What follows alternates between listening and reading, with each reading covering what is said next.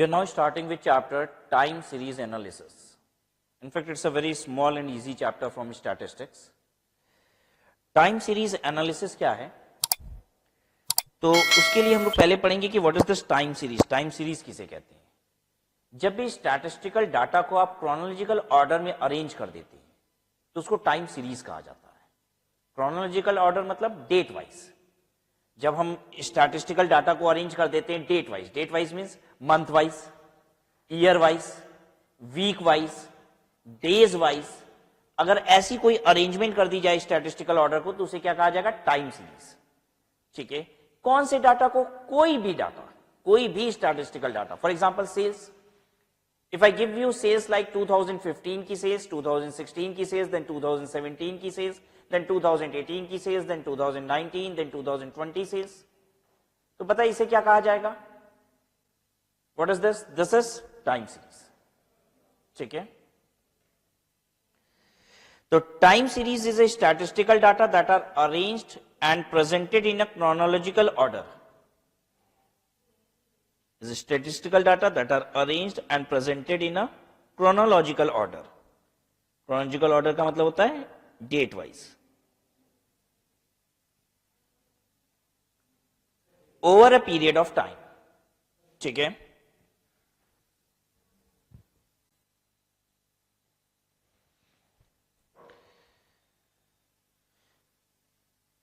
तो what is time series? We are starting time series analysis.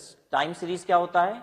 जब भी statistical data को क्रोनोलॉजिकल ऑर्डर में अरेंज किया जाता है, मतलब डेट वाइज अरेंज कर दिया जाता है, तो उसको हम टाइम सीरीज कहते हैं. हम लोग इस चैप्टर में टाइम सीरीज की एनालिसिस करेंगे. एनालिसिस का मतलब क्या होता है? प्रेडिक्शन. ठीक है. अगर हम आपको 2015, 2016, 2017, 2018 की सेल बता दें तो एक टेक्निक हम लोग अप्लाई करेंगे जिससे 2019 में क्या सेल होनी चाहिए ये हम निकाल लेंगे. बात समझ में आ रही है? What is this time series analysis? कि अगर हमने आपको इस तरीके का डाटा दिया कि population of the country in 2018 was this much, in 2019 was this much, in 2020 it was this much, तो 2021 में हमारे हिंदुस्तान की पॉपुलेशन कितनी होनी चाहिए ये आप इसकी मदद से निकाल लेंगे. ठीक है. क्या ये एक्यूरेट होता होगा? क्या ये जो टेक्निक हम सीखने जा रहे हैं ये एक्यूरेट होती होगी? 2021 में पॉपुलेशन उतनी ही रहेगी? नहीं. ठीक है. ये एक प्रेडिक्शन है. टाइम सीरीज एनालिसिस से आप टाइम सीरीज की फ्यूचर प्रेडिक्शन या एनालिसिस कर सकते हैं. ये एक स्टैटिस्टिकल टूल है. ठीक है. जिससे हम क्या कर सकते हैं? टाइम सीरीज की एनालिसिस कर सकते हैं. टाइम सीरीज क्या है? Periodical data. ठीक है. टाइम के हिसाब से जो भी डाटा होता है क्रोनोलॉजिकल ऑर्डर में, डेट के हिसाब से, ठीक है, बढ़ते हुए क्रम में जो डाटा होता है, ठीक है, समय के अनुसार, उसको टाइम सीरीज कहते हैं. और टाइम सीरीज एनालिसिस का मतलब क्या होता है? टाइम सीरीज एनालिसिस का मतलब यह होता है कि हम उस टाइम सीरीज को देख के आगे के टाइम का क्या डाटा होगा इसको प्रेडिक्ट कर लेंगे. ठीक है. ये बात. एक बात बताइए, अगर हम आपको ये बताते हैं 2019 में सेल इतनी, 2020 में सेल इतनी हुई, 2021 में सेल इतनी हुई, तो 2022 में कंपनी की सेल कितनी होगी, तो शायद आप इस एनालिसिस की मदद से क्या करेंगे? निकाल लेंगे. ठीक है. लेकिन क्या ये एनालिसिस आपको ट्रू एनालिसिस देगा? बिल्कुल नहीं. ठीक है. ये हम ट्रेंड के बेसिस पे कुछ टेक्निक सीखेंगे कि ट्रेंड के बेसिस पे हम अंदाज लगाएंगे. ठीक है. कि हाँ इतने के आसपास होनी चाहिए. क्लियर है? तो आइए थोड़ा सा जानते हैं टाइम सीरीज के बारे में, फिर उसकी एनालिसिस भी सीखते हैं. Definition according to Spiegel. Spiegel ने इसकी डेफिनेशन दी है और देखिए क्या डेफिनेशन दिया. Time series is a set of observation taken at specified times. Time series एक सेट ऑफ ऑब्जर्वेशन है जो हम स्पेसिफाइड टाइम्स पे लेते हैं, यूजुअली एट इक्वल इंटरवल. हम कैसे डाटा लेते हैं? यूजुअली एट इक्वल इंटरवल, यानी कि हर साल का डाटा, या फिर अगर लेंगे तो हर महीने का डाटा, या फिर क्या होगा हर क्वार्टर का डाटा. एक बराबर इंटरवल पे हम क्या करते हैं? डाटा लेते हैं. ठीक है. इसी को कहा जाता है time series. According to Ya Lun Chou, ये क्या कहते हैं? टाइम सीरीज में be defined as collection of reading belonging to different time period of same economic variable और कंपोजिट ऑफ वेरिएबल्स. क्या कहता है ये? collection of reading belonging to different time period of same economic variable, अलग अलग समय का कलेक्शन होगा लेकिन सेम इकोनॉमिक वेरिएबल होगा। यानी अगर हम सेल ले रहे हैं तो सारा का सारा सेल ही होगा उस सीरीज में, ठीक है। अलग अलग टाइम का होगा, 2018 का होगा, 2019 का होगा, 2020 का होगा, लेकिन अगर एक सेल है तो सारा सेल ही होगा, उसमें बीच में परचेज नहीं होगा कोई, ठीक है। ऐसे डाटा को क्या कहा जाता है? Time series. Component of time series, there are various forces that affect the values of phenomena in a time series. This may be broadly divided into the following 4 categories, commonly known as component of a time series. Component of time series का मतलब क्या है कि जो time series होती है कि कैसे वेरी करती है, ठीक है। तो बेसिकली 4 प्रकार एक ही टाइम सीरीज होती है जो अलग अलग प्रकार से वेरी करती है, ठीक है। परिवर्तित क्यों होती है, उसके पीछे क्या कारण है? तो ऐसे 4 कारण हैं, ठीक है, जिसके हिसाब से टाइम सीरीज क्या होती है? चेंज होती है। 2018 में अगर 25 लाख की सेल है तो 2019 में 25 लाख की जगह 27 लाख हुई है, तो उसके पीछे क्या कारण है, ठीक है। तो ये जो वेरिएशंस होते हैं वो 4 प्रकार के होते हैं, ठीक है। क्या क्या होते हैं? लॉन्ग टर्म वेरिएशन और सेक्युलर ट्रेंड और सिंपल ट्रेंड। तो एट टाइम्स आपको सिर्फ यही क्वेश्चन कर लिया जाता है कि secular trend is also called as, तो आपको पता होना चाहिए उसे और क्या कहा जाता है? Long term variation. और क्या कहा जाता है? सिंपल ट्रेंड, ठीक है। दूसरा है सीजनल वेरिएशन और शॉर्ट टर्म वेरिएशन। तीसरा साइक्लिकल वेरिएशन और चौथा है रैंडम और इररेगुलर वेरिएशन। सभी को समझिएगा। लॉन्ग टर्म वेरिएशन का मतलब क्या है? लॉन्ग टर्म वेरिएशन या सेक्युलर ट्रेंड किसको कहा जाता है? सिंपल ट्रेंड किसको कहा जाता है? सिंपल ट्रेंड उसको कहा जाता है जब ट्रेंड बड़ा ही सिंपल है। सर सिंपल क्या है? या तो बढ़ता जाएगा, या तो घटता जाएगा, और या तो स्टेगनेंट रहेगा, उसको कहा जाता है सिंपल ट्रेंड। रखिए मेरे साथ साथ, याद कीजिए। What is simple trend? या तो बढ़ता जाएगा, या फिर घटता जाएगा, या फिर स्टेगनेंट कांस्टेंट रहेगा, ठीक है। कुछ चीजें ऐसी होती हैं जो बढ़ती जाती हैं या तो घटती जाती हैं, ठीक है। जैसे पॉपुलेशन ग्रोइंग ट्रेंड है, बढ़ता ही जा रहा है, ठीक है। डेथ रेट, डेथ रेट का मतलब क्या होता है पता है? 1000 में कितने लोग हर साल डेथ होती है, ठीक है। तो due to advance medical services, इन सब की वजह से डेथ रेट पता है क्या हो गया है? कम हो रहा है। कंटिन्यूअसली डेथ रेट हमारी कम होती जा रही है। बर्थ रेट, बर्थ रेट भी कम हो रहा है। बर्थ रेट का मतलब क्या होता है? हर साल 1000 लोग पे कितने लोग और पैदा हो रहे हैं। तो अब लोगों में कॉन्शियसनेस आ गई है स्मॉल फैमिली साइज की, ठीक है। पहले बड़ी फैमिली साइजेस होती थी, अब छोटी फैमिली साइजेस होती है। बर्थ रेट भी क्या हो रहा है? धीरे धीरे लोअर हो रहा है, ठीक है। तो एक जमाना था जब एक हर फैमिली में लगभग 5 बच्चे हैं, 4 बच्चे हैं, धीरे धीरे ये साइजेस क्या हुई? छोटी हो गई, ठीक है। अब 2 बच्चे या फिर 1 बच्चे, तो इस तरीके से बर्थ रेट भी क्या हो रहा है? कंटिन्यूअसली डिक्लाइन कर रहा है, ठीक है। पॉपुलेशन का मतलब क्या होता है? The total population. Birth rate का मतलब क्या होता है? हर 1000 लोग पे कितने नए बच्चे पैदा हो रहे हैं। और डेथ रेट का मतलब क्या होता है? हर 1000 लोगों पे कितने लोगों की डेथ हो रही है, ठीक है। तो बर्थ रेट कंटिन्यूअसली डिक्लाइन है, इसको कौन सा ट्रेंड कहा जाएगा? पहला वाला, सिंपल ट्रेंड, ठीक है। डेथ रेट कंटिन्यूअसली कम हो रहा है, क्या बोला जाए अब इसको? Simple trend. मेरी कंपनी का प्रोडक्शन हर साल बढ़ रहा है, हर साल माल ज्यादा ही बनाते हैं पिछले साल से, ये क्या है? सिंपल ट्रेंड, ठीक है। चलिए दूसरा क्या है? Seasonal variation. सीजनल वेरिएशन का मतलब ये होता है कि अगर एक ही साल के अंदर अप एंड डाउन दोनों देखने को मिल जाए, अलग अलग समय पे अलग अलग आपको डाटा मिलेगा एक साल के अंदर ही, तो उसे कहा जाता है सीजनल वेरिएशन। जैसे कोल्ड ड्रिंक की सेल एक साल के अंदर ही हर महीने में भी अलग अलग दिखाई देगी, एज बिकॉज अगर गर्मियां होंगी तो कोल्ड ड्रिंक ज्यादा बिक रही होगी, सर्दियों का समय होगा तो कोल्ड ड्रिंक नहीं बिक रही होगी या कम बिक रही होगी, ठीक है। नहीं बिकने वाली तो आजकल कोई चीज ही नहीं होती, हर समय बिकती है, तो कम बिक रही होगी, ठीक है। अगर हम विंटर वेयर्स की बात करेंगे, स्वेटर्स एंड जैकेट्स की बात करेंगे, तो वो किस समय बिक रहा होगा? विंटर्स में बिक रहा होगा और समर्स में वो नहीं बिक रहा होगा या कम बिक रहा होगा। तो इसे क्या कहा जाता है? Seasonal variation. तो सीजनल वेरिएशन क्या है? विद इन एन ईयर अलग अलग सीजन में क्या होता है? अलग अलग तरह के से क्या होता है? चेंज होता रहता है डाटा।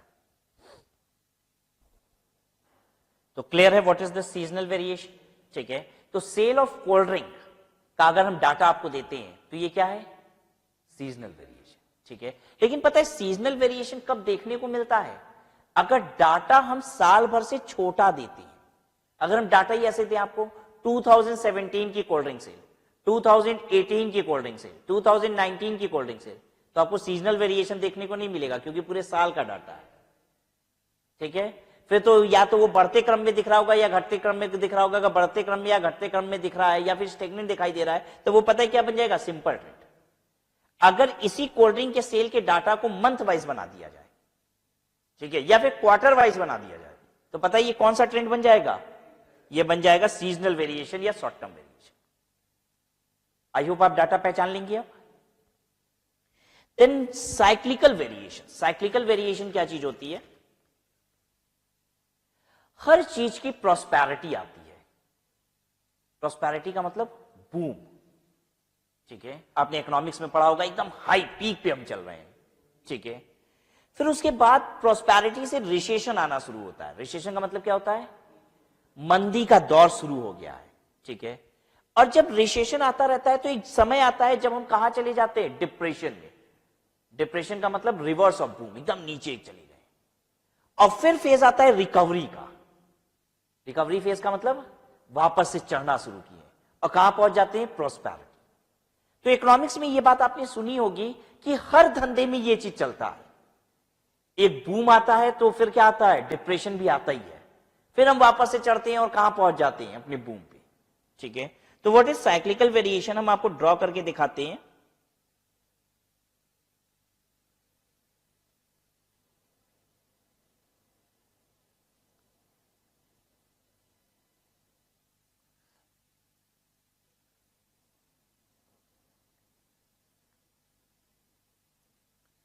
देखिए ये प्रॉस्पेरिटी है,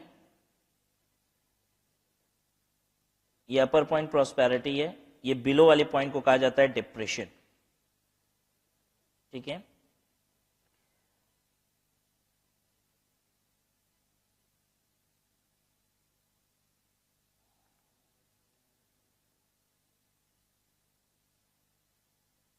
और ये जो डिक्लाइन हम कर रहे हैं, गिर रहे हैं, इस फेज को कहा जाता है रिसेशन।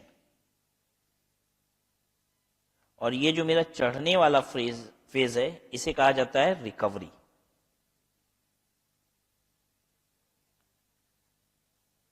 अगर आपको डाटा ऐसा दिखाई दे रहा है एकदम हाईएस्ट सेल, ठीक है, फिर आप देख रहे हो धीरे धीरे कम हो रहा है, कम होते होते एकदम कम हो गया, फिर चढ़ना शुरू कर दिया, ठीक है, और वापस से कहां पहुंच गया? बूम पे। तो ऐसा अगर आपको डाटा दिखाई दे तो आप समझ जाइए ये क्या है? Cyclical variation. Should I repeat? ये आप डाटा देख के पहचान लेंगे। शुरू से बात करते हैं। बढ़ रहा है कंटिन्यूअसली, कंटिन्यूअसली गिर रहा है या स्टेगनेंट, ये क्या है? Simple trend. ठीक है। फिर हमने दूसरा क्या बताया? एक साल के अंदर का ही डाटा होगा। डाटा कभी भी साल साल भर का नहीं होगा, एक साल के अंदर का डाटा होगा। And what you will find कि अलग अलग सीजन में अलग अलग तरीके का डाटा मिल रहा है। ठीक है। उसे क्या कहते हैं? Seasonal variation. फिर उसके बाद हमने बताया साइक्लिकल वेरिएशन। साइक्लिकल वेरिएशन क्या चीज है? कि आपको दिखाई देगा कि आप एकदम पीक पे हैं, फिर धीरे धीरे कम होते जा रहा है, होते होते बहुत कम हो गया, बहुत कम होने के बाद फिर बढ़ना शुरू हुआ, बढ़ते बढ़ते फिर हाईएस्ट पे आ गया, फिर वही साइकिल रिपीट हो रही है। अगर ऐसी चक्री घूमती हुई दिखाई दे डाटा में आपको तो समझ जाइएगा this is cyclical variation. Then उसके बाद क्या है? रैंडम और irregular variation. What is random या इररेगुलर वेरिएशन? जब कोई इररेगुलर चीज हो जाती है, जैसे भूकंप आ गया, ठीक है, भूकंप आ गया तो सब चीज अर्थ एकदम क्या हो गई? अस्त व्यस्त हो गई, सारी चीजें, बाढ़ आ गई थी, बह गया था सब कुछ, मेरी फैक्ट्री वैक्ट्री सब, तो उस साल कुछ भी सेल नहीं थी, फिर वापस से सब कुछ ठीक हो गया। मतलब पिछले 4 साल से सेल कैसे चल रही थी? 2 लाख रुपए, फिर 3 लाख रुपए, फिर 4 लाख रुपए, फिर उसके बाद भूकंप आया था, उस साल 1 लाख हो गई थी, फिर वापस से 5 लाख, 6 लाख, 7 लाख। तो थोड़ा सा वेरी तो हुआ था, इस वेरिएशन को क्या कहा जाएगा? Irregular variation. इर्रेगुलर वेरिएशन का मतलब होता है इर्रेगुलर कारण की वजह से, नॉर्मल कारण नहीं है, एब नॉर्मल कारण की वजह से अगर कुछ हो गया जिसकी वजह से वेरिएशन आ गई तो उसे क्या बोलेंगे? Irregular variation. बात समझ में आ गई? तो हमने आपको टाइम सीरीज बताया और फिर यह बताया कि टाइम सीरीज के डाटा अगर वेरी करते हैं, ठीक है, सीरीज हमें अलग अलग किस्म की दिखाई देती है तो उसके पीछे क्या कारण है और किस तरीके की सीरीज को हम क्या बोलेंगे, ठीक है। तो अब आपके लिए ये सारी लैंग्वेजेस बड़ी आसान हो जाएगी, बस हमें प्लेन रीडिंग करने की आवश्यकता है क्योंकि आपने सभी ट्रेंड को समझ लिया। आइए पढ़ते हैं, सेक्युलर ट्रेंड और simple trend. The general tendency of a data to increase और डिक्रीज और stagnate over a long period of time is called secular trend or simple trend. Most of the time series relating to economic, business and commerce might show an upward tendency. कह रहा है कुछ चीजें जैसे कि economics से related है, business से रिलेटेड है, कॉमर्स से रिलेटेड है, तो ये सब ग्रो करती हुई होती है normally. In case of population, production, sales of product, income, prices, इनके केस में हो सकता है कि population, production, sales of the product, income, ये सब अपवर्ड ट्रेंड है। और डाउनवर्ड टेंडेंसी देखने को मिल सकती है कहां पे? Might be noticed in time series relating to share prices, continuously गिर रहे हैं, बर्थ रेट, डेथ रेट, ठीक है, ड्यू टू ग्लोबल मेल्टडाउन और improvement in medical facilities etcetera, all these indicate trend. Got it? Seasonal variation over span of 1 year, यहां पे data कभी भी ईयर बाय ईयर नहीं होगा, डाटा क्या होगा? Within an span of 1 year, ठीक है। This could be month wise, this can be quarter wise, ठीक है। Seasonal variation takes place due to the rhythmic forces which operate in a regular and periodic manner. These forces have the same or almost similar pattern year after year. अच्छा, आप year after year भी देखेंगे तो pattern वैसा ही दिखाई देगा। जैसे अगर 2018 के अप्रैल में जो सेल हुई होगी वो मोटा मोटी वैसी सेल कहां दिखाई देगी? 2019 के अप्रैल में, ठीक है। मई 2018 में जो सेल दिखाई देगी वो कैसी दिखाई देगी? मई 2019 में, ठीक है, क्योंकि बेसिकली गर्मी में जैसी सेल होती है वैसी गर्मी में अगले साल भी होगी, जाड़े में जैसी सेल होती है वैसी अगले साल भी क्या होगी? जाड़े में होगी।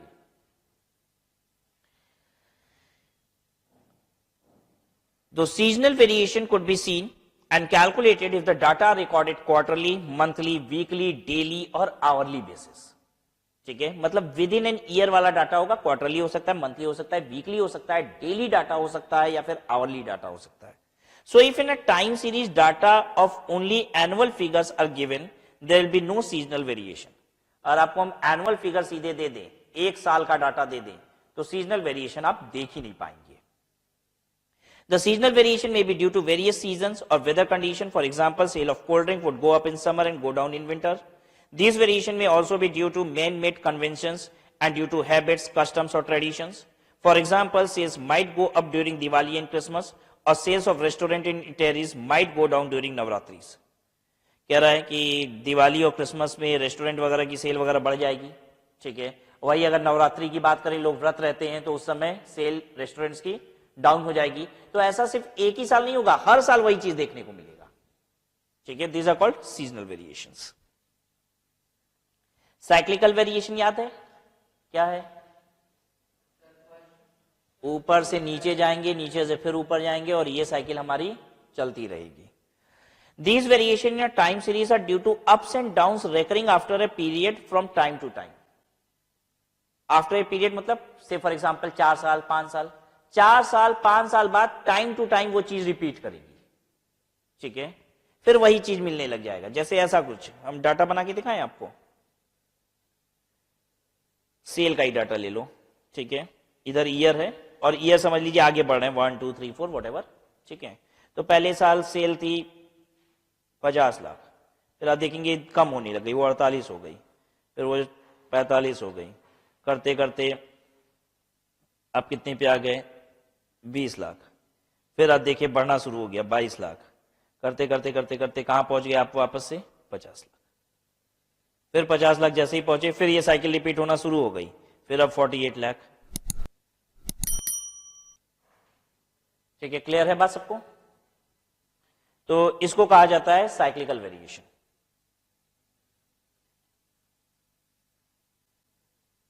These variations in a time series are due to ups and downs recurring after a period from time to time.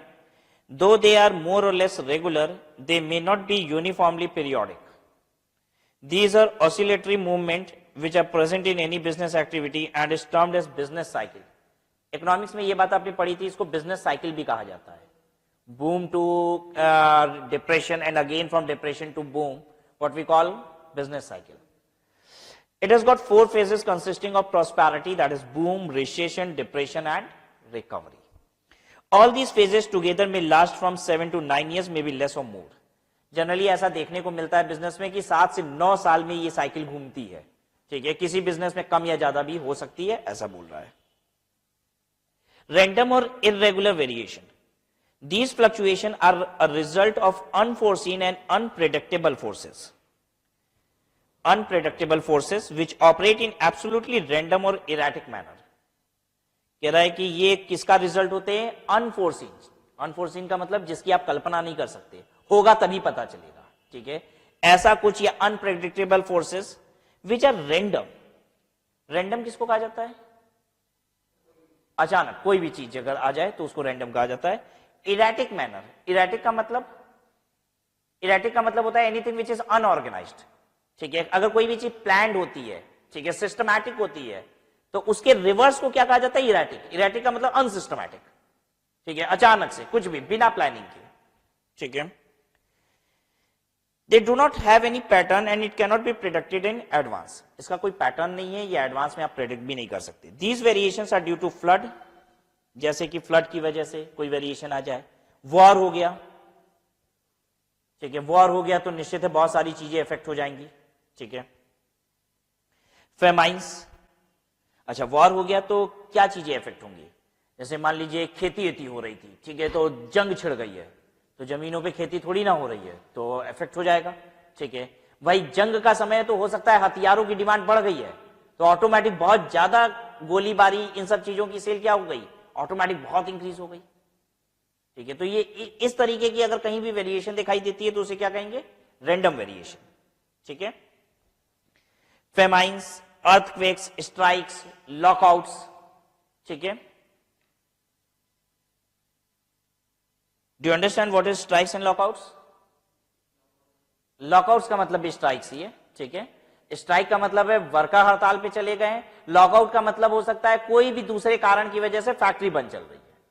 ठीक है, और नॉर्मली लॉकआउट के पीछे कारण भी क्या होता है? स्ट्राइक ही. वर्कर काम नहीं कर रहे हैं तो फैक्ट्री पे ताले लगे हुए हैं. Right. Now models of time series. Models of time series का मतलब क्या है? The following are the 2 models which are generally used for decomposition of time series into 4 components. The objective is to estimate and separate the 4 types of variations and to bring out the relative impact of each on the overall behavior of the time series. Model of time series analysis क्या कहता है? अब आप analysis सीखेंगे, trend सीखना है, समझना है कि आगे कैसे होगा. अगर इतने समय का मिल गया डाटा तो आगे ये डाटा कैसे मूव करेगा. इसके लिए हमें पहले यह समझना होगा कि ये जो 4 फैक्टर हैं, ये चारों फैक्टर आपस में रिलेटेड है या आपस में अनरिलेटेड है. मतलब समझ में आ रहा है? 4 फैक्टर क्या क्या थे? एक सिंपल ट्रेंड, दूसरा सीजन की वजह से वेरी करेगा, तीसरी बात बूम रिसेशन भी आएगा ही आएगा, चौथी बात कुछ भी रैंडम भी होगा. क्या ये सब आपस में रिलेटेड है?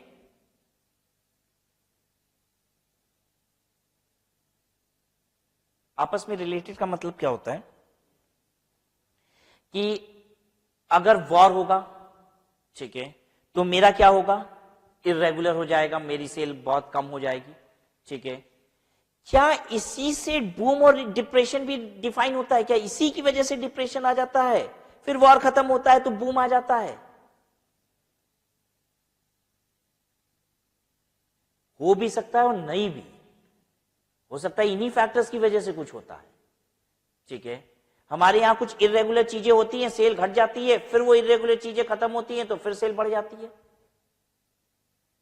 तो अब ये एडिटिव मॉडल और मल्टीप्लिकेटिव मॉडल पढ़ना है. एडिटिव मॉडल ये कहता है कि अगर चारों कंपोनेंट इंडिपेंडेंट है, मतलब चारों का एक दूसरे से कोई लेना देना नहीं है। एक होगा तो दूसरा होगा, ये जरूरी नहीं है, ठीक है। सीजनल वेरिएशन है तो जरूरी नहीं है कि इरेगुलर वेरिएशन भी हो।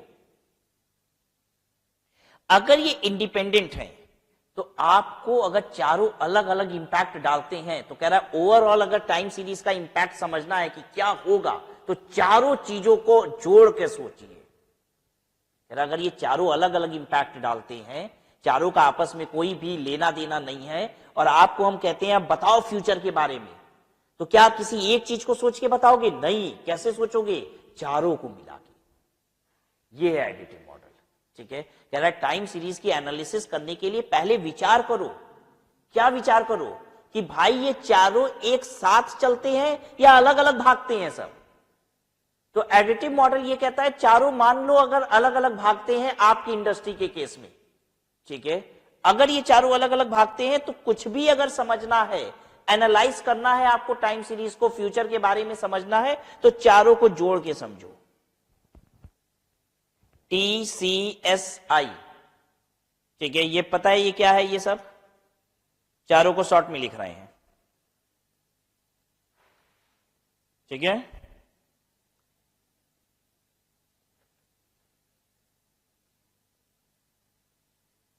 टी हम बोल रहे हैं ट्रेंड को, सिंपल ट्रेंड को ट्रेंड बोल रहे हैं, टी। फिर क्या है? सी साइक्लिकल, एस किसको बोल रहे हैं? सीजनल, एंड फिर क्या है? आई बोल रहे हैं इरेगुलर, ठीक है। Additive model is assume that 4 components are independent of one another, ठीक है। मल्टीप्लिकेटिव मॉडल ये कहता है कि अगर ये एज्यूम ये कर लेता है कि चारों फैक्टर इंटरडिपेंडेंट है, ठीक है, एक दूसरे पे डिपेंडेंट है, ठीक है, एक होगा तो दूसरे वाला फैक्टर भी इफेक्ट होगा, एक फैक्टर का इफेक्ट आता है तो दूसरा फैक्टर भी इफेक्ट आएगा, ठीक है। मतलब जैसे वार आ गई तो गोलीबारी होगी तो गर्मी अपने आप बढ़ेगी, तो गर्मी अपने आप बढ़ेगी तो कोल्ड ड्रिंक की सेल भी बढ़ेगी। वार तो इरेगुलर था, ठीक है, वहां से सीजनल वेरिएशन भी हो गया। बात समझ में आई? हमने क्या बोला कि अगर आपको इंटरडिपेंडेंट लगते हैं ये फैक्टर्स तो आप इन फैक्टर्स को कैसे चेक करेंगे? चारों को मल्टीप्लाई करके।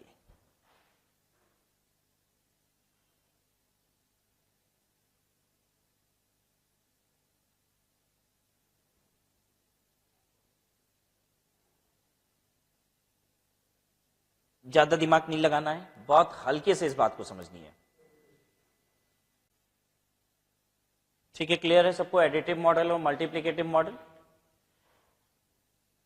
आइए, मेजरमेंट ऑफ सेक्युलर ट्रेंड। अब हम मेजर करना सीखेंगे, अब हम ट्रेंड की मदद से आगे का बता देंगे, ठीक है। कहां पे आप मेजर कर सकते हैं? क्या आपको लगता है कि सीजनल वेरिएशन में आप मेजर कर सकते हैं? हम आपको गर्मी की सेल बताएंगे कोल्ड ड्रिंक की, तो आप जाड़े की सेल बता देंगे कोल्ड ड्रिंक की? ये तो नहीं बता पाएंगे, ये तो दिक्कत हो जाएगी, ठीक है। तो सीजनल वेरिएशन में हम ट्रेंड नहीं बता रहे हैं मेजर करना, हम देखिए किस में बता रहे हैं? Secular trend. सेक्युलर ट्रेंड पता है कौन सा था? Trend, simple trend. अगर घट रहा है कंटिन्यूअसली, बढ़ रहा है कंटिन्यूअसली, या फिर स्टेगनेंट है, तो हमसे पूछिए, हम आगे का बता देंगे आपको। ये स्टैटिस्टिकल टूल है सिर्फ, ठीक है। ये आपको लमसम बता सकता है, एक अंदाज बता सकता है, एक एस्टिमेट बता सकता है कि फ्यूचर में डाटा क्या होगा, ठीक है। Am I talking of boom depression? नहीं, उसकी बात थोड़ी ना, उसकी मेजरमेंट नहीं कर रहे हैं हम। क्या हम आपको यह बता सकते हैं कि अगर भूकंप आ गया तो क्या होगा सेल? नहीं, ये भी मेजर नहीं कर सकते, इसका भी कोई स्टैटिस्टिकल टूल नहीं है, ठीक है। स्टैटिस्टिकल टूल जो मेजर करने के लिए, वो किसके लिए है? सेक्युलर ट्रेंड के। बच्चों इतनी बात समझ में आई? अब कितने सारे टूल हैं वो देखिए, ठीक है। मेजर करने के भी कई सारे टूल है। The following are the method most commonly used for studying and measuring the trend component in a time series, ठीक है। सिर्फ ट्रेंड को मेजर कर सकते हैं, या तो बढ़ रहा है या तो घट रहा है या तो कांस्टेंट है, तभी बता पाएंगे। कांस्टेंट है तो पूछो ना, वो तो बहुत ही आसान है। हर साल अगर 5 लाख की सेल है तो अगले साल कितनी होगी? 5 लाख, ठीक है। यानी बस बताएंगे भी तो किसमें बताएंगे? इस टूल की मदद कहां पे लेंगे? बताइए कहां पे लेंगे? इसके लिए, बढ़ने के लिए या फिर घटने के लिए। ग्राफिक और फ्री हैंड कर्व मेथड हम बिना पढ़े पहले आपको समझाते हैं एक एक बात, ठीक है। ये क्या है?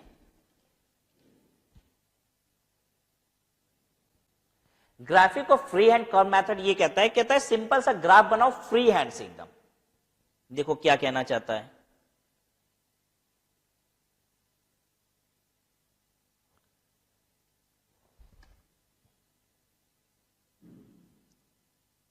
टू 2017, 2018, 2019, 2020, 2021। ठीक है, सेल क्या है, ये रही 5 लाख, ये है 10, ये रहा 15, ये रहा 20 लाख, ये रहा 25 लाख, ये रहा 30 लाख। ठीक है, अब सबका हम सेल प्लॉट कर रहे हैं ग्राफ पे, कह रहा है यही करना है। फ्री एंड कर्व में कहता है सेल को प्लॉट करो ग्राफ पेपर पे। 2017 की सेल पता है कितनी थी, 7 लाख। 7 लाख कहां आएगा, 5 लाख से थोड़ा सा ऊपर आएगा, और 2017 के सामने इसको प्लॉट कर दीजिए। देखिए कैसे प्लॉट करेंगे, समवेयर यहां पे आएगा। सबको समझ में आ रहा है। फिर वैसे ही 2018 की सेल इतनी थी। अब हम आपको कुछ बता नहीं रहे हैं, बस हम प्लॉट करते जा रहे हैं जो थी। ठीक है,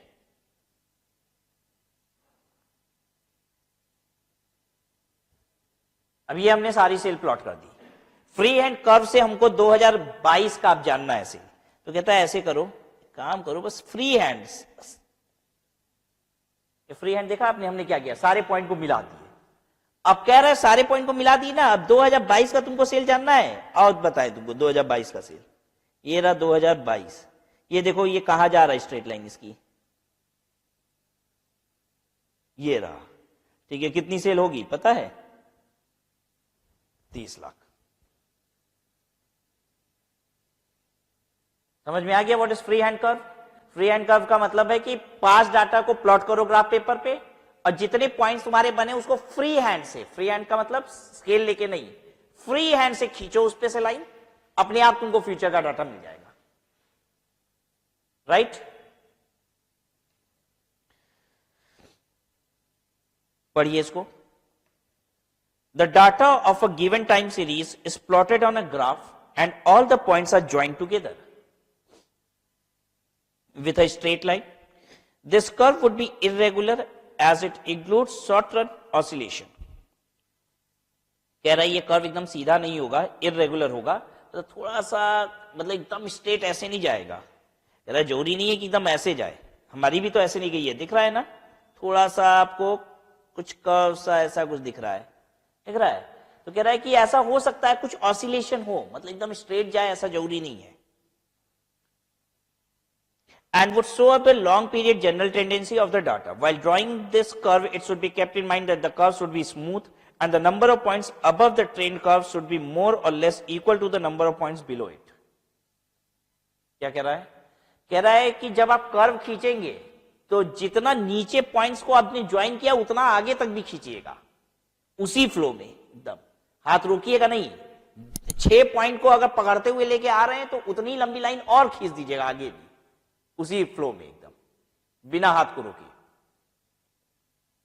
merit, it is very simple and easy to construct. ये सबसे आसान तरीका होता है, आपको भी समझ में आ ही गया होगा कि इससे आसान तरीका और क्या हो सकता है। ठीक है, it does not require any mathematical calculation and hence even a layman can understand it. Layman का मतलब क्या, कोई भी आम आदमी भी इसको समझ सकता है, कर सकता है, इसके लिए मैथमेटिक्स की नॉलेज नहीं चाहिए। Disadvantages, this is a subjective concept, hence different person may draw free hand lines of different position with different slopes. कह रहा है अब हर आदमी अब फ्री हैंड बनाएगा तो अलग अलग बनाएगा, थोड़ा सबका हाथ एक ही जैसे चलेगा ये जरूरी नहीं है, तो ये बात सब्जेक्टिव हो जाएगी। किसी ने बनाया तो वो कुछ बोलेगा और किसी ने बनाया तो कुछ और बोलेगा, क्योंकि हर कोई थोड़ा तो डिफरेंट बनाएगा ना line. If the length of the period for which curve is drawn is very small, it might give totally erroneous result. अब बहुत छोटे पीरियड का डाटा लेके आप कर्व बना रहे हो, पिछले 2 साल का बस, तो शायद कर्व बहुत अच्छा नहीं बनेगा। पिछले 8-9 साल का लिए हो तब कर्व बहुत सही खींचेगा आगे भी। बात समझ में आ रही है? तो कह रहा है कि डाटा कितने पीरियड का लिए हो ये भी बहुत इंपॉर्टेंट है। अगर छोटा सा डाटा लिए हो 1-2 साल का तो कर्व बहुत बढ़िया नहीं आएगा आपका।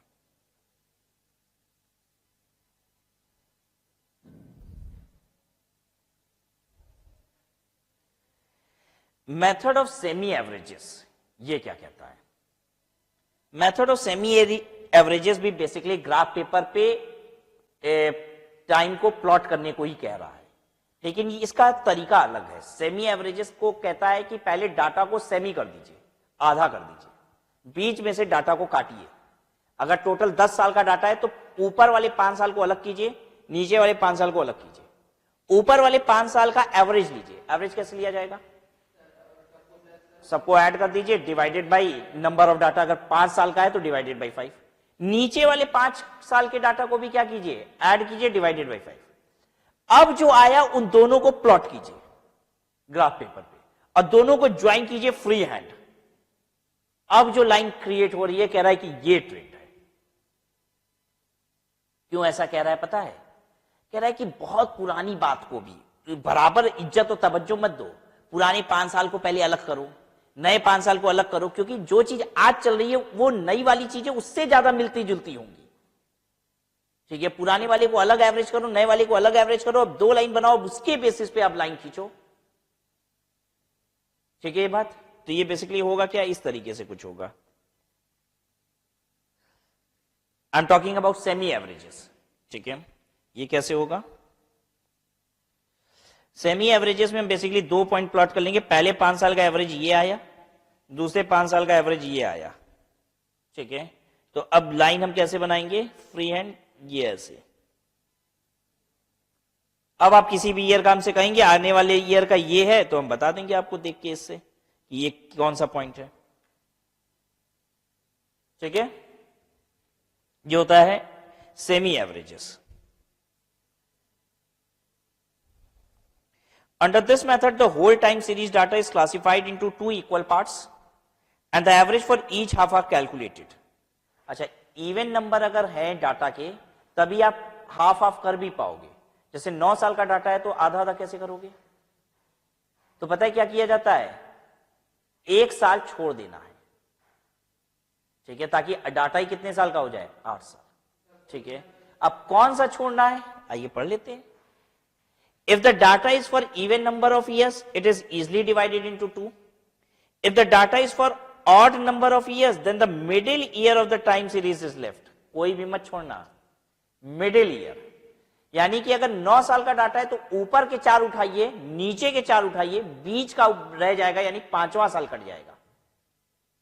ठीक है, ऊपर के 4 साल का एवरेज लीजिए, नीचे के 4 साल का एवरेज लीजिए और दोनों पॉइंट को प्लॉट कीजिए, फिर फ्री हैंड से क्या कीजिए? ज्वाइन कर दीजिए। And the 2 halves are constituted with the period on each side of the middle year. The arithmetic mean, what is arithmetic mean? Average को कहते हैं arithmetic mean. ठीक है, arithmetic mean is average. The arithmetic mean for a half is taken to be representative of the value corresponding to the midpoint of the time interval of that half. Thus we get 2 points. These 2 points are plotted on a graph and then they are joined by a straight line which is our required trend line. तो उसको आप एक straight line से connect कीजिए और वही क्या बन जाएगी? आपकी ट्रेंड लाइन। ठीक है, moving average method. What is moving average method? Moving average में हम क्या करते हैं, जैसे इसमें हम आपको बताएं क्या क्या तरीके अपनाए जाते हैं। एक होता है 3 ईयरली मूविंग एवरेज। ठीक है, एक होता है 4 ईयरली मूविंग एवरेज। वैसे और भी होता है 5 ईयरली मूविंग एवरेज। हम लोग अभी फोकस करते हैं 3 yearly and 4 yearly moving average.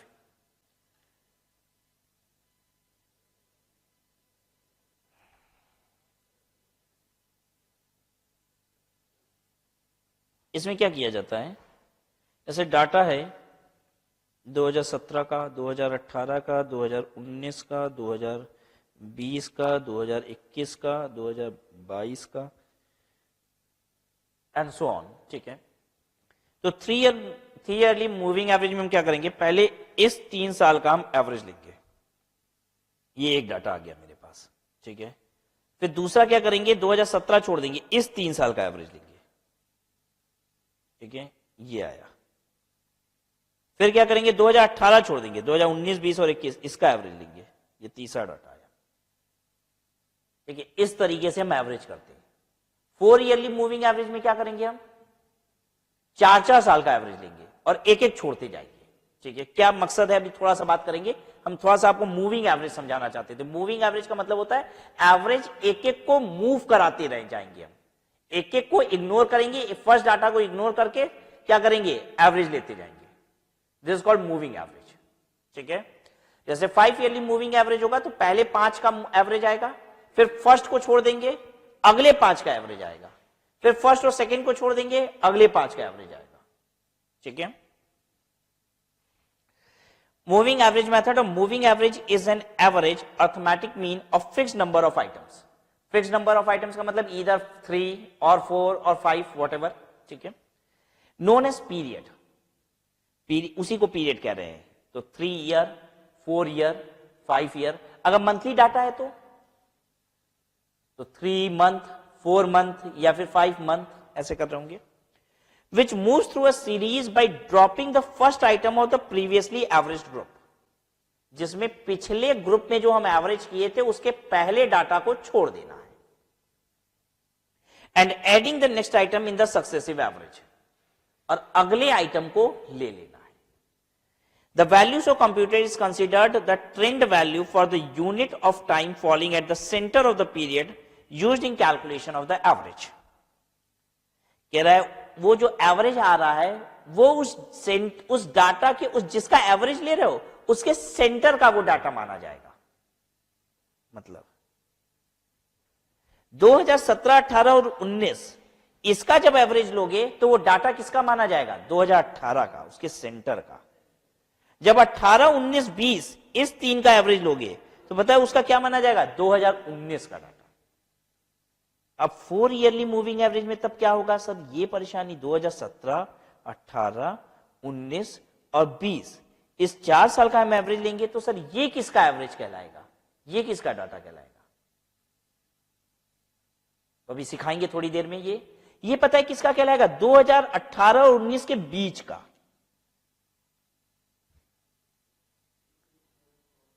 ठीक है, ना तो 2018 का कहलाएगा ना 2019 का कहलाएगा, ये इन दोनों के बीच का कहलाएगा।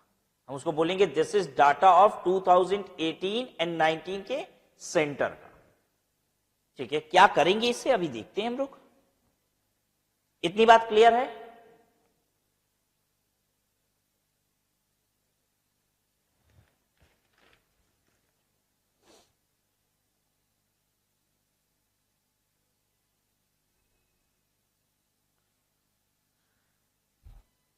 In case the period is odd, if the period of moving average is odd, for instance, for computing 3 yearly moving average, the value of first, second and third are added up and arithmetic mean is found out and the answer is placed against the second year, that is the value of 2, 3 and 4 years are added up and arithmetic mean is derived and this average is placed against third year in the middle of second, third and fourth and so on. क्या बोल रहा है, कह रहा है कि अगर मान लीजिए टोटल डाटा ऑड पीरियड का है, मतलब कि 6 साल है, या ऑड पीरियड का मतलब 9 साल है, ठीक है, या फिर मतलब इस तरीके से अगर है तो आप क्या कर सकते हैं, 3 ईयर मूविंग एवरेज ले सकते हैं। और 3 ईयर मूविंग एवरेज जब आप लेंगे तो पहले, दूसरे, तीसरे साल का जब एवरेज निकालेंगे तो दूसरे साल पे चिपकाइएगा, फिर दूसरे, तीसरे और चौथे साल का लीजिएगा तो वो तीसरे साल पे डालिएगा, ऐसे करिएगा। इन case of even number of years, अगर इवन नंबर है तब, if the period of moving average is even, for instance, for computing 4 yearly moving average, the value of first, second, third and fourth are added up and arithmetic mean is found out and answer is placed in the middle of second and third. और जो average आएगा वो 2 और 3 के बीच में रहेगा। The second average is placed in the middle of 3 and 4. क्यों, क्योंकि अब 1 छोड़ दोगे, अब एवरेज किसका लोगे, 2, 3, 4, 5। 2, 3, 4, 5 का एवरेज लेंगे तो कहां पे डालेंगे,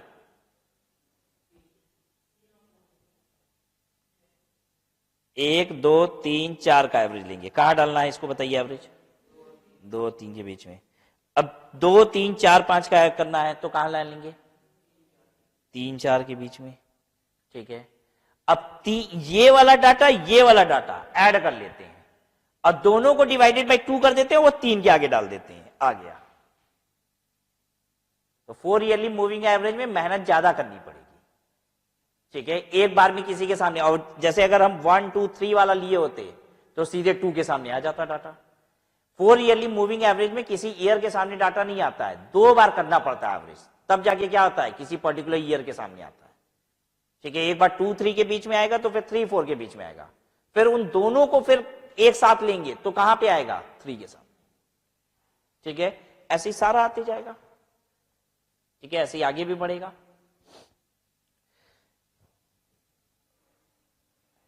The second average is placed in the middle of 3 and 4. As this would not coincide with the period of time, given time series, an attempt is made to synchronize them with the original data by taking 2 period average of the moving average. कह रहा है अब ये period से synchronise तो हो नहीं रहा है क्योंकि पीरियड पे डाटा आ ही नहीं रहा है।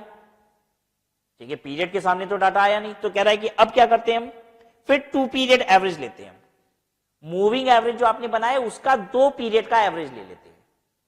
यही जो हमने अभी बताया आपको, ये 2 मूविंग एवरेज ये आए थे, 2 मूविंग एवरेज, इन दोनों का एक एवरेज लेके पीरियड के सामने डाटा ला देते हैं, तीसरे साल के सामने डाटा ला दिए। ठीक है, and placing them in between the corresponding time periods. The technique is called centring. इसको सेंटरिंग कहा जाता है। 2 मूविंग एवरेज को ऐड करके डिवाइडेड बाय 2 करके जो आता है डाटा, उसको सेंटरिंग कहा जाता है, क्योंकि उससे हम डाटा सेंटर में घुसाते हैं। And corresponding moving averages are called moving average centred. और इसको क्या कहा जाता है, ये जो 2 गोले हैं इसको क्या कहा जाता है, ये 2 डाटा को मूविंग एवरेज सेंटर्ड। जब इसको हम सेंटर करके घुसा देते हैं तो इस टेक्निक को क्या कहा जाता है, सेंटरिंग।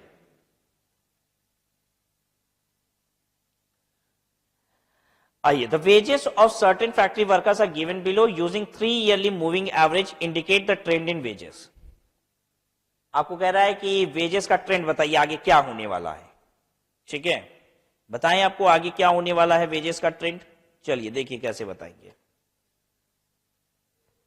जितना ईयर दिया हुआ था और उसके आगे वेजेस दिया हुआ था वो हमने लिख लिया पूरा, ये ईयर लिख दिया और ये वेजेस लिख दिया। अब आगे काम करना है आपको। पहले 3 की इसकी टोटल लीजिए,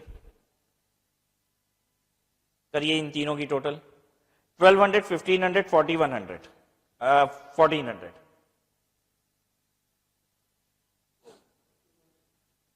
बताइए, ये आएगा 4100। तो देखिए 4100 सेंटर में लिख दिए इन तीनों के, दिख रहा है सबको। और अब इसका एवरेज लेना होगा तो इसी को डिवाइडेड बाई 3 किए हैं। इधर देखो, अब जरा चेक करो सही आ रहा है कि नहीं।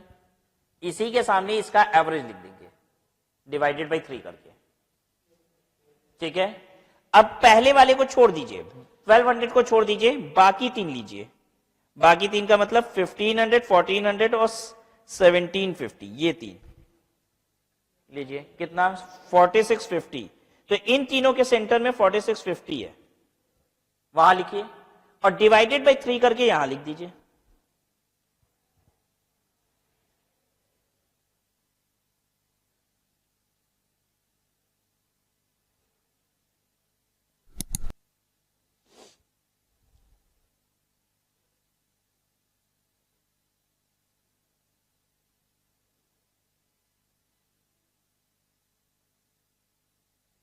कोई दिक्कत हो रही है क्या किसी को, कोई हो रही है? ठीक है, अब क्या करोगे, उसके बाद क्या करोगे, उसके बाद के 3 साल लो, 1400, 1750, 1800 और बीच वाले के साल के सामने डाल दो टोटल और डिवाइडेड बाई 3 करके यहां डाल दो। ठीक है, लास्ट पता है कौन सा होगा, लास्ट ये तीनों वाला होगा। इसके बाद तो है ही नहीं ना, 1600 छोड़ेंगे तो फिर 3 आएगा ही नहीं। ठीक है, तो ये लास्ट लेंगे, इसका सेंटर यहां पे आएगा और इसका डिवाइडेड बाई 3 यहां पे आएगा। बस इतने डाटा आप क्रिएट कर लोगे। तो 3 ईयरली मूविंग एवरेज में क्या होगा, एक ऊपर वाला छूट जाएगा और एक आखिरी वाला छूट जाएगा, बाकी के सामने डाटा आ जाएगा। दिख रहा है ना।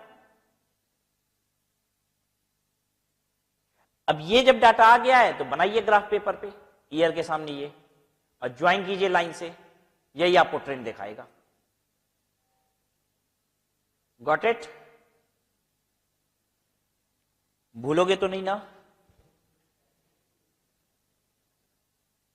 शुरू से रिपीट करें, एक बार रिपीट कर दें। आइए backward. Graphic of free hand curve क्या था? हर ईयर का डाटा प्लॉट कीजिए, फ्री हैंड लाइन बनाइए। मेथड ऑफ सेमी एवरेज क्या था? आधा आधा डिवाइड कर लीजिए डाटा को, दो और एवरेज ले लीजिए उसका, 2 पॉइंट प्लॉट कीजिए और उसको एक स्ट्रेट लाइन से मैच करा दीजिए। ठीक है, अब वही स्ट्रेट लाइन को आगे तक खींचिए। जब आप आगे तक खींचेंगे तो आपको क्या दिखाई देगा? ट्रेंड। ठीक है, मेथड ऑफ मूविंग एवरेज क्या है? एवरेज लेना आपको एक एक डाटा छोड़ के। ठीक है, और जब आप एवरेज ले लेंगे तो उस एवरेज वाले डाटा को प्लॉट कीजिए और लाइन खींचिए उसको कनेक्ट करते हुए, तो आपको ट्रेंड दिखाई देगा कि अब आगे क्या होने वाला है। ठीक है, अभी मूविंग एवरेज में ही हमने 3 ईयरली मूविंग एवरेज देखा, 4 ईयरली मूविंग एवरेज भी देख लें। ठीक है,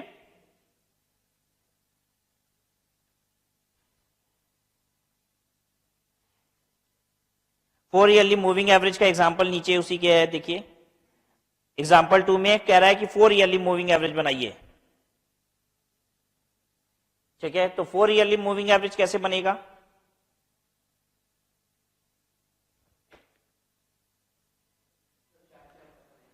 चलिए दिखाते हैं आपको। 4 ईयरली मूविंग एवरेज जब भी आपको करना हो तो हर ईयर के बाद एक लाइन स्पेस दीजिएगा, पहले तो एक एक लाइन छोड़ते रहिएगा, क्योंकि ईयर के बीच बीच में इंसर्ट करना होता है ना, इसलिए 4 ईयरली मूविंग एवरेज जब भी आप करेंगे तो एक एक लाइन बीच में छोड़ेंगे। चलिए आइए, पहले 4 साल का, ठीक है, टोटल करिए।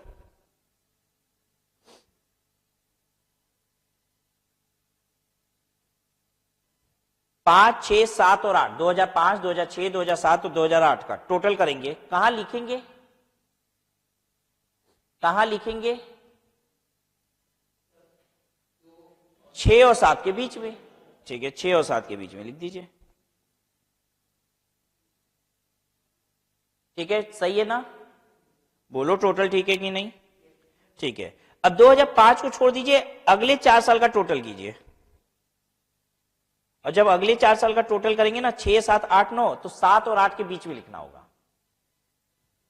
लिखिए 7 और 8 के बीच में, देखिए ये आ जाएगा। ठीक है, अब देखिए हो क्या रहा है कि ये 6 और 7 के बीच में है, ये 7, 8 के बीच में है, तो हमको इन दोनों को उठा के कहां लाना है? 7 पे। तो इन दोनों को वापस जोड़ दीजिए और 7 के सामने ले आइए।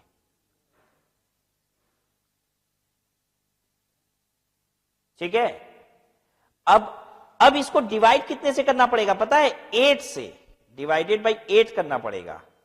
हम बताएं क्यों डिवाइडेड बाई 8 क्यों करना पड़ेगा? पहले तो जब ये टोटल आया था 5120 और 5270, तो इसको कितने से डिवाइड करना था? 4 से, तब एवरेज होता। 4 साल का डाटा था ना, और फिर इन दोनों को जोड़ रहे हैं तो फिर कितने से डिवाइड करना है इसको? 2 से। तो एक बार 4 से डिवाइड करना था, एक बार 2 से डिवाइड करना था, सीधे डिवाइड कर रहे हो आप तो 8 से डिवाइड करो। दूसरा रास्ता क्या था? दूसरा रास्ता सुन लीजिए, या तो आप इस 5120 को ही पहले क्या करते? 4 से डिवाइड कर देते, और इसको भी कितने से डिवाइड कर देते? 4 से। ठीक है, फिर जितना आता उन दोनों को जोड़ लेते और फिर डिवाइड कर देते 2 से, तो इतना ही आएगा। आपको चेक कराएं, या तो सीधे 8 से डिवाइड कर दो, एक बार 4 से डिवाइड करके फिर 2 से डिवाइड करोगे तो, या सीधे 8 से डिवाइड कर दो, एक ही बात है ना।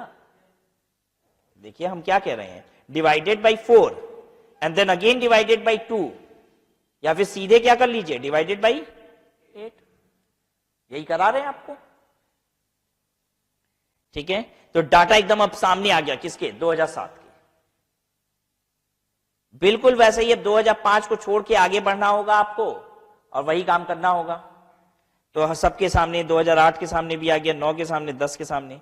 4 ईयरली मूविंग एवरेज की खास बात यह होती है, ऊपर से 2 छूट जाएगा, नीचे से 2 छूट जाएगा। 3 ईयरली में एक एक छूटेगा। ठीक है, अब क्या करना है? इसके बाद ग्राफ पेपर पे प्लॉट कीजिए, इसको लाइन खींचिए चारों को मिलाते हुए, वो लाइन को आगे बढ़ा दीजिए, आगे बढ़ा देंगे वही ट्रेंड दिखेगा कि आगे क्या होने वाला है। ठीक है, कोई दिक्कत किसी को? एकदम ठीक है।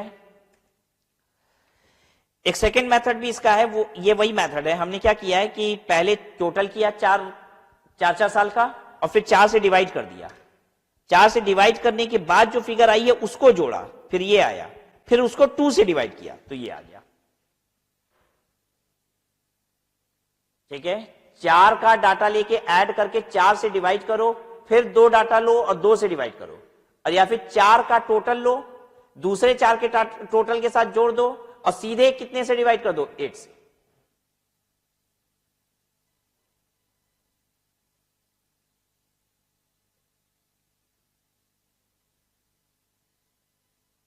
फाइव ईयरली मूविंग एवरेज, अब ये आसान हो जाएगा एकदम बिल्कुल 3 ईयरली की तरह। ठीक है, क्योंकि इसमें 5-5 साल का डाटा है तो 2 ऊपर से छोड़ना है, 2 नीचे से छोड़ना है, बीच वाले के सामने डाटा चिपका देना है। ठीक है, आइए दिखाएं आपको 5 ईयरली मूविंग एवरेज।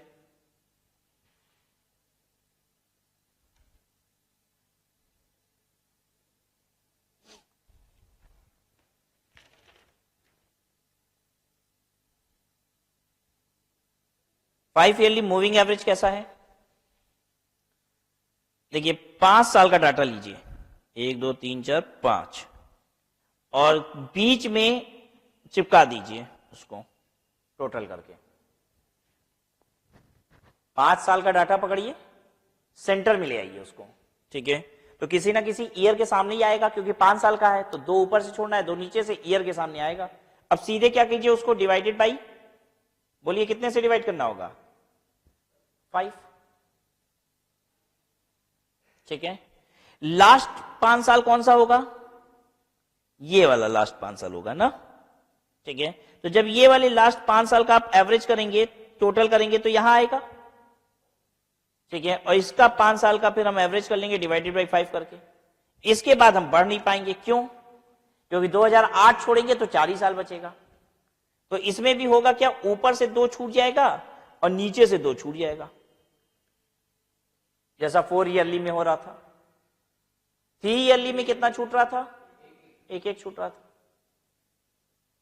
इस तरीके से एवरेज ले लीजिए और उसके बाद आप क्या कीजिए, इनको प्लॉट कीजिए and you will find the trend.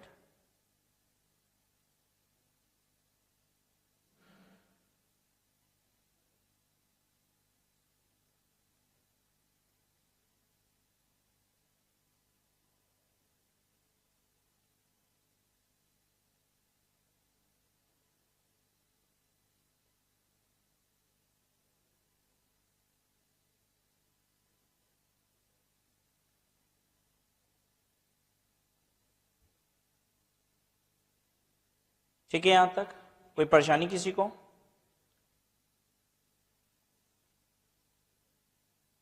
अगला मेथड देखिए, मेथड ऑफ लीस्ट स्क्वायर।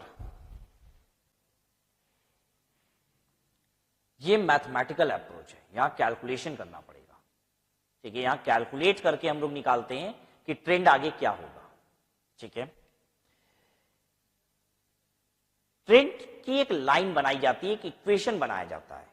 ठीक है, ट्रेंड के लिए एक इक्वेशन क्रिएट करते हैं और वो इक्वेशन होता है y = a + bx। क्या होता है इक्वेशन, y = a + bx। ठीक है,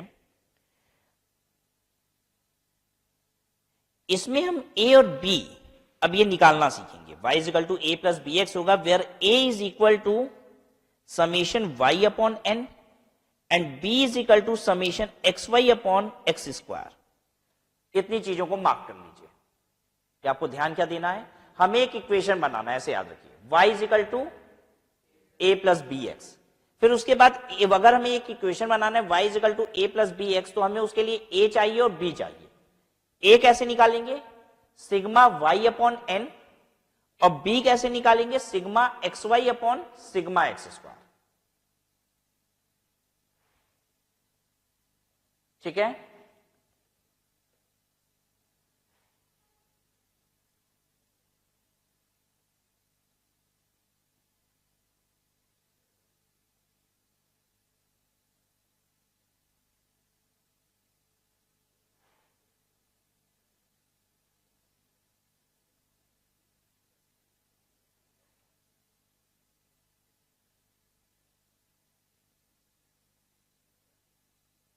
ठीक है, कोई दिक्कत तो नहीं? अच्छा,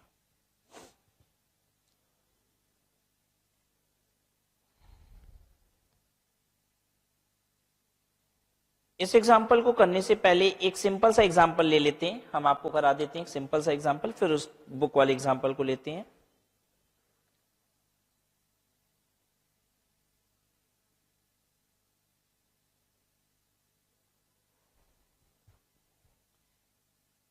ईयर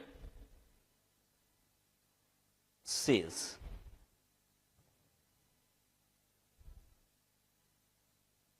2017, 2018, 2019, 2020 और 2021, ठीक है। सेल्स 50, 55, 70, 65, 80,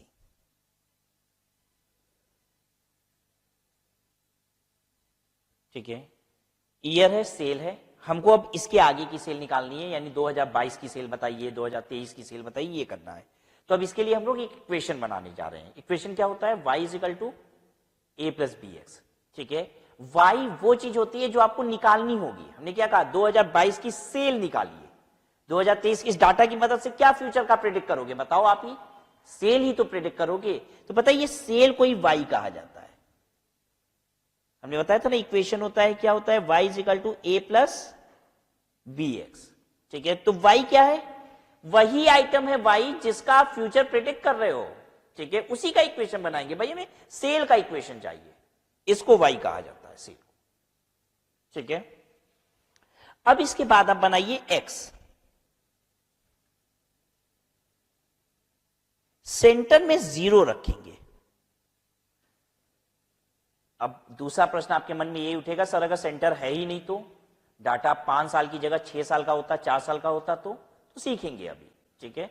अभी हम लोग बहुत सिंपल वाला सीख रहे हैं जिसमें सेंटर मिल गया, तो हम लोग क्या रख देंगे? 0। देन ऊपर -1 -2 ऐसे चलेगा, और डाटा होता तो -3, और नीचे चलेगा पॉजिटिव 1 2।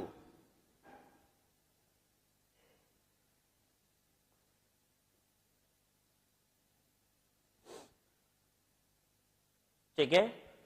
अब अगली चीज, हमें जो 2 चीजें निकालनी है, क्या क्या निकालनी है बताइए? a, और क्या निकालना है? b, तभी तो हम लोग ये y बना पाएंगे इक्वेशन। तो बच्चों a का फॉर्मूला क्या है? सिग्मा y अपॉन, बोलो, n। और b क्या होता है बच्चों?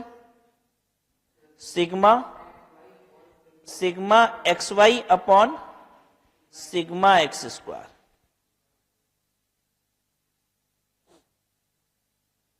ठीक है ना। तो अब जो जो चीजें चाहिए वो तैयार कीजिए। अच्छा, सिग्मा y चाहिए, यानी y की टोटल चाहिए। सिग्मा का मतलब टोटल होता है, समेशन। जब y की जोड़ लगा लीजिए।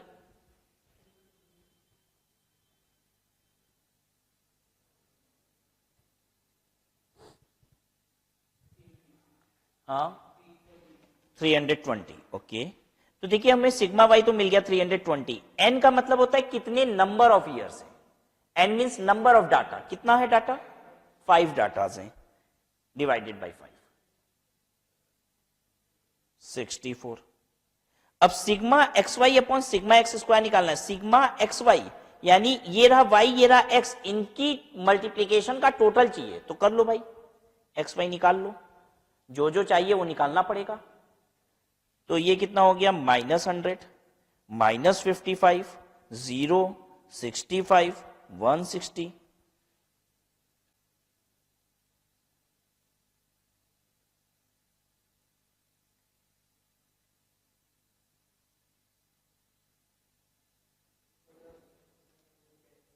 $110 आ रहा है?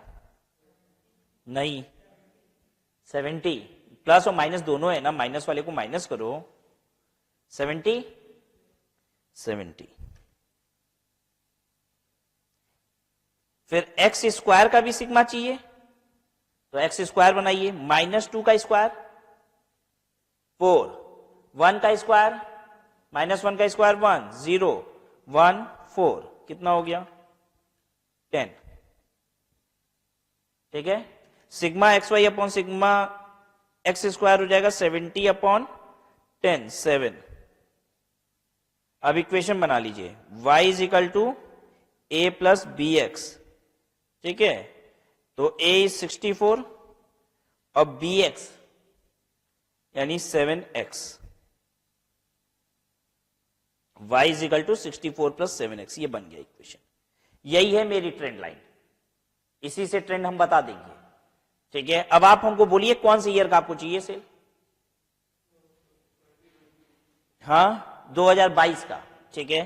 तो y की जगह पे हम लिखेंगे ईयर 2022, ठीक है। अगर 2022 में 64 प्लस 7x, 2022 का x कितना होना चाहिए? अगर 2021 का x 2 है तो 2022 का x कितना होना चाहिए? 3। यही ना रखते हम, तो ईयर बढ़ाते जाते तो नीचे पॉजिटिव बढ़ता जाता, तो यहां पे 3 होना चाहिए था। 7 इंटू 3, 64 प्लस 21 यानी सेल होना चाहिए 85।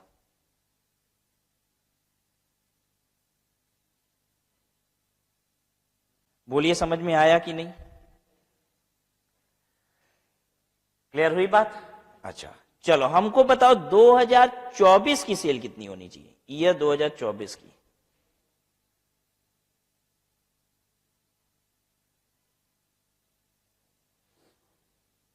कैलकुलेट करिए और बताइए ईयर 2024 की सेल क्या होनी चाहिए। 64 प्लस 7x, 7 इंटू कितना? 5, श्योर? हाँ 5 होनी चाहिए। 2022 की हम रखेंगे 3, 23 की रखेंगे 4, 24 की रखेंगे 5, तो 64 और 35 कितना होता है? 99।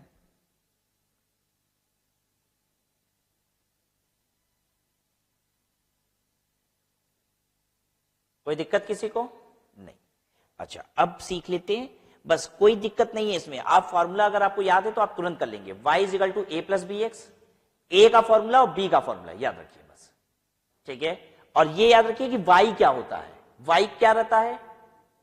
जो डाटा आप बना रहे हो, जिसका भी सेल का डाटा है तो सेल y है, ठीक है। परचेज का डाटा है तो परचेज y है। जो भी डाटा पे आपको फ्यूचर प्रोडक्शन करनी है वही आपका y है। और x आप बनाते ही हो, सेंटर में 0 लेके ऊपर माइनस फिगर, नीचे पॉजिटिव फिगर। अच्छा अगर ये डाटा 6 साल का होता तब? आइए कराते हैं। अगर ये डाटा 6 साल का होता, मान लीजिए ऐसे होता 2017, 18, 19, 20, 21 और 22, ठीक है, तो इसमें 0 नहीं आएगा, ये रहेगा +1 और ये रहेगा -1। लेकिन अब याद रखिएगा ऊपर जब चलेगा तो -2 -3 नहीं चलेगा, ये चलेगा -3 -5, एक एक छोड़ के, और नीचे चलेगा +3 +5। 0 अगर रहेगा तो 1 2 3 4 चलेगा, ठीक है। 0 नहीं रहेगा तो 1 3 5 ऐसे चलेगा, ठीक है। इसके पीछे लॉजिक भी आप कहेंगे तो हम बता भी देंगे आपको लॉजिक क्या है। लॉजिक ये है कि जब 19-20 रहता है, मतलब ये अगर ऐसा डाटा होता है तो हम बेसिकली अगर 0 रखना चाहेंगे तो इनके बीच में रख पाएंगे। ध्यान दीजिएगा, अब हम लॉजिक बता रहे हैं, करना ये है, ये क्लियर हो गया। अब ब्लैक पेन से जो कर रहे हैं वो करना नहीं है, बस लॉजिक समझा रहे हैं। 2019-20 के बीच में हम 0 डाल सकते हैं, ऊपर नहीं डाल सकते कहीं भी, इनके बीच में आ सकता है, ठीक है। अगर इनके बीच में 0 आएगा मतलब कि आप ऐसे समझ लीजिए 2019 से 20 के बीच में कहीं सेंटर में, तो 2019 बस 6 महीना पीछे है और 2020 6 महीना आगे है। 2019 और 20 के बीच का मतलब क्या हुआ? 2019 6 महीना पीछे और 2020 6 महीना आगे है, तो ये हो जाएगा -0.5 और ये क्या हो जाएगा? +0.5। समझे? ये आगे 6 महीना, वो पीछे 6 महीना, तो आधा साल को 0.5 बोलेंगे ना। फिर 2021 1.5 साल आगे हो जाएगा +1.5, ये हो जाएगा +2.5, ये हो जाएगा -1.5, ये हो जाएगा -2.5। अब ये पॉइंट में कैलकुलेट करना बड़ा डिफिकल्ट होता है, ठीक है। अगर हम पूरे डाटा को 2 से मल्टीप्लाई कर दें तो बात वही रह जाएगी, सारे को 2 से मल्टीप्लाई कर देते हैं राउंड ऑफ करने के लिए। तो ये -5 हो गया, -3 हो गया, ये -1 हो गया, फिर ये +1 हो गया, ये +3 हो गया, ये +5 हो गया। आया समझ में सबको?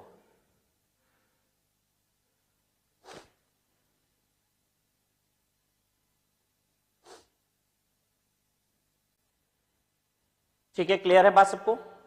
तो इस तरीके से आप इक्वेशन क्रिएट करेंगे। ये जो आपने बनाया है इसको हम बोलेंगे x, ठीक है, और y आपका जो भी डाटा है वो रहेगा और अकॉर्डिंगली आप इक्वेशन बना लीजिएगा y = a + bx, ठीक है। अब एक बात बताइए, मान लीजिए आपको 2024 का निकालना हो, y = हम कैसे बनाएंगे 2024 का? 2024 के लिए बनाना होगा a + bx, ठीक है। तो हम x कितना लेंगे 2024 के लिए?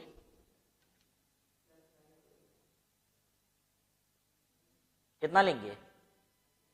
9 लेंगे। क्यों? क्योंकि 2023 के लिए कितना लिया जाएगा? +7, ठीक है। तो 2024 के लिए कितना लिया जाएगा? 9, ठीक है। तो हम लोग को करने की आवश्यकता नहीं है, ये आप देख लीजिएगा डाटा। ये क्वेश्चन में 1 2 3 4 5 6 साल है, ठीक है।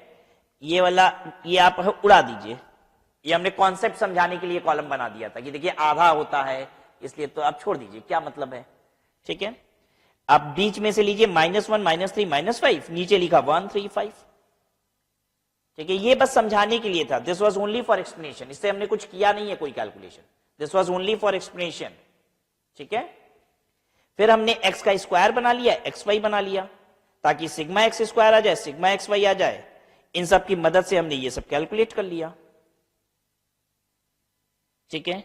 ये थोड़ा टाइपिंग मिस्टेक है, दिस इज 92.5, सही कर लीजिए। यहां 92.5 निकला है ना x, यहां पे रेक्टिफाई कर लीजिए, यहां 95.5 टाइप्ड है, दिस 92.5 x।